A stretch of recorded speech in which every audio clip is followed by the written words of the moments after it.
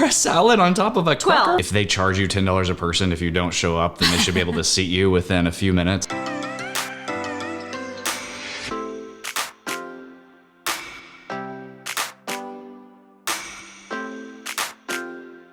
Hey everyone, welcome back. Dan and Leslie here with another Disney dining review. Yes, so today we are headed to Epcot to eat at Rose and Crown Dining Room. We have not actually ever eaten here, so I'm excited. I know. So we have been to the Rose and Crown pub a lot. And then Aiden and I actually did the tea tasting experience several years ago whenever they were offering that. And we have eaten at the Yorkshire County Fish Shop. So Yes. that's the quick service fish and chips from the Rose and Crown Dining Room that they serve outside along the little promenade there. Yeah. But we've never eaten inside, and it's coming. I mean, there's a number of reasons of why. I mean, normally we're going to Epcot during a festival, and we are eating food booths a lot. This is like we've been to Epcot a lot since we've lived here. Yeah, and we've eaten at food booths. We have a hard time breaking away from our favorite table service restaurants at Epcot too. That's right. So whenever we're looking and we go Via Napoli pizza or try Rose and Crown, we're like, Via Napoli. We have eaten at a handful of restaurants in Epcot, but definitely not all of them. So Yeah. part of this food review series will definitely be some new experiences, including this one. Rose and Crown, if you are unfamiliar, is in the UK Pavilion in Epcot. I'm very interested to hear what they recommend for the appetizer portion of this because they don't have a really extensive appetizer list. There's basically a cheese platter, a Scotch egg, which I'm uncertain of, soup of the day, and then a salad that is on top of a cracker. Anyway, it's I haven't looked at the menu yet. I know they have fish and chips and bangers and mash. That's what I know. It's a coronation salad, and it's like the salad with some kind of dressing on top of a crispy grain cracker. So I'm not.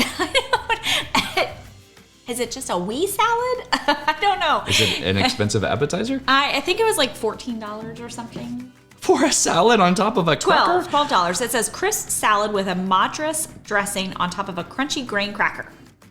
I don't know. Okay, So well, we'll see what they recommend, but I am excited for the entrees because I do like the bangers and mash and fish and chips and all of that. And I assume that that's probably what they'll recommend. And then there's a sticky toffee pudding that's calling my name for dessert. I very much hope they recommend that for dessert. I know.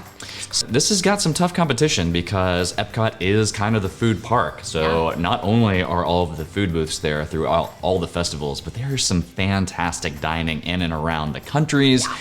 Even in what used to be Future World is got some decent dining over there. So are you ready? I'm ready. Let's do it.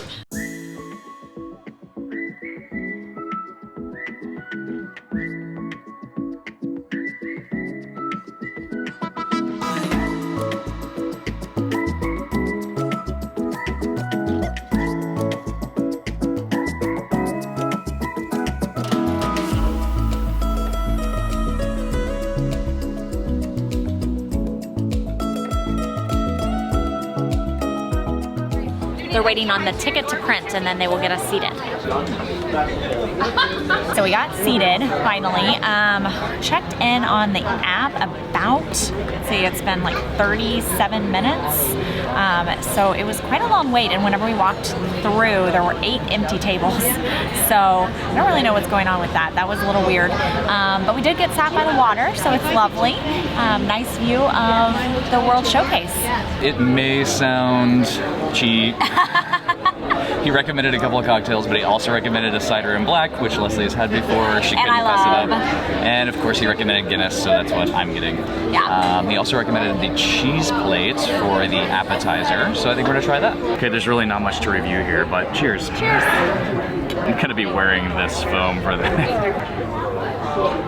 Yummy. So if you haven't had the cider and black, it's really, really good. It is one of my favorite go-to drinks here at Rose and Crown. Whenever we pop into the pub, this is always what I get. It's just tasty, delicious, totally totally refreshing on a warm day. I always recommend it. Okay, so he said far and away the #1 thing, the most popular dish here was the fish and chips, so we had to get it. Had to get it. Can't say I'm disappointed. I know, I was kind of hoping he would say that. He also said the shepherd's pie was really good, and had we decided that we wanted to each get a dish, I think we would have also gotten the shepherd's pie. Yep. But I think we might be leaning towards getting both to serve. Yes. So they both look really tasty. we are sharing the fish and chips, and yeah, I was all in on the sticky toffee pudding, except I saw a trifle walk by. So yeah, I think both of those sound pretty good. Leslie's digging out. Yeah. Whoops, sorry. Anyway, here's the cheese plate. It is on. The plates are plastic. That's odd. How is it? It's good. I started with blue cheese. Blue cheese with some sort of chutney. But this was an onion something, right? Best dining review ever. I like the cheddar, but the cauliflower stuff, it's like a cauliflower and onion pearl thing that is served with it. That's different and unique. I don't hate it. All in all, it's a cheese plate. It's good. Nothing to write home about. Okay, that looks That looks good. delicious. Do you like malt vinegar? Yes. Ooh. I got 4. This might not be too surprising, but it's better than the quick service out there. The fish is so flaky and light, and the crunch on the dough is just perfection. I think that is the best fish and chips I've ever had. French fries are French fries. Those are good French fries. Not bad. They're not too soggy. They've got a nice crisp outer and just salty enough. I enjoyed that. And a bird is eyeballing my chips. Get out of here. Glad we did not get another entree. Me too. Bring on 2 desserts. We got the sticky toffee pudding and the trifle. I feel like I'm going in for the sticky toffee pudding first. That is really good. And it's very warm. Oh, that's good. Oh, that is like the most perfect strawberry shortcake you've ever had in your life. Put a little bit of shortcake in there. This is very cool and refreshing. That is decadent and awesome. Yeah. I think on a hot day, I would prefer that. On a cooler day, I would prefer this. Both very tasty. Wow. I'm still full. What do you think? So on service, I will say, and I mentioned this whenever we were there. So our reservation was at 1:05. I checked in via the app at 12:50, and at about 1:15 or so, I actually went up to the front and said something to them and said, hey, you know, I've been checked in for a while. Just want to make sure you got it. We finally got sat, 40 minutes after. We checked in 15 minutes early, so I'll give them that. But if you're checking in, you have an advanced dining reservation that you make months in advance. I mean, waiting even 25 minutes for a table that's really unheard of and not very good. If they charge you $10 a person if you don't show up, then they should be able to seat you within a few minutes. I think 10 minutes is probably the most that we should ever wait on a table at Disney World with how strict they are on their reservations. So that definitely knocks them down. I think that's part of service. Our waiter was lovely. He was wonderful. He was very friendly, gave great suggestions. But I don't know if it was him or if it was the kitchen or what, but it was very slow. Service, I mean, a 3, just because the reason they got that good is because the waiter kind of redeemed everything. He was knowledgeable and he made some good recommendations, but service, all in all, I think a 3 is fair. Yeah. Ambiance and theming. Okay, so it's themed very well as far as an English pub. Yeah. There's nothing over the top. There's no IP in there. So I guess it's themed appropriately. I wouldn't say it's just like the most amazing thing known to man. The fact that they have indoor seating, like in a pub style dining room, and outdoor seating on the water, that water is nice. Yeah, and we requested to sit by the water, and they did sit us by the water.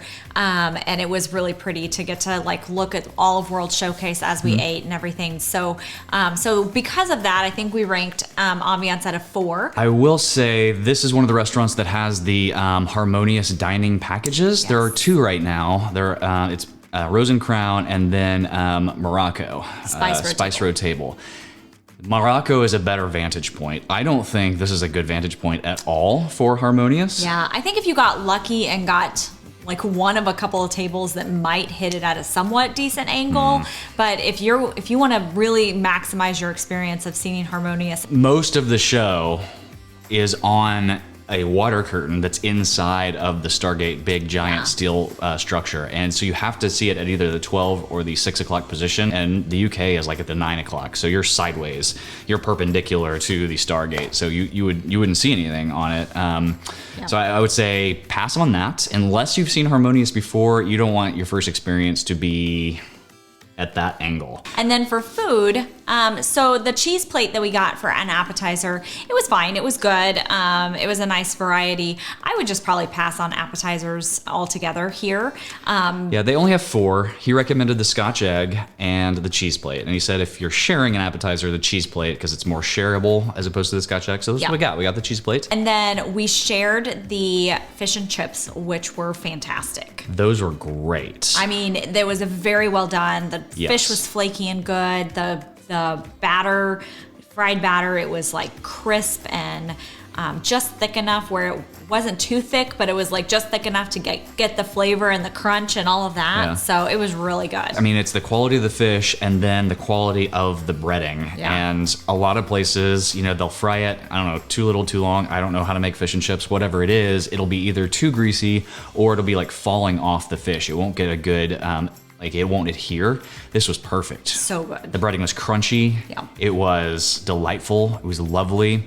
So, and then the desserts were actually very good. Yes. I think, you know, so we got an appetizer, we shared an entree. We could have just gotten one dessert and still been full, plenty full. We should have done that. We probably should have done that. But we wanted to try them both. Yeah. They were both, I think, on par with each other. For me, I think the like 4.5 stars for the fish, 4 stars for the dessert, and like 3.5 for the cheese plate. Nothing too, I mean, it was good, but so I think an overall of 4 for food. Yeah. And then last category is the drinks. And we went with, you know, kind of, so he recommended a couple of cocktails. And then he also went on to the beer menu and said, you know, the cider and black and the Guinness. And so we actually knew we liked those already. And so we just went with kind of our standbys. And they're good. They're great drinks, but nothing really to like write home about. It's a pub. It's an English pub.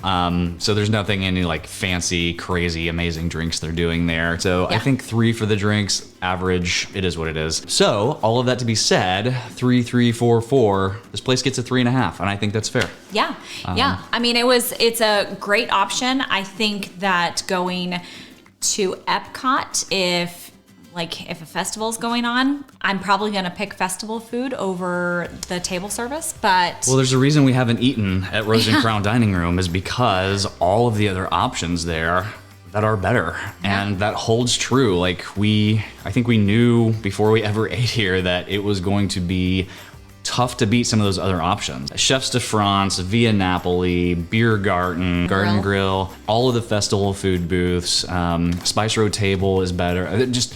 They're all better. Yeah.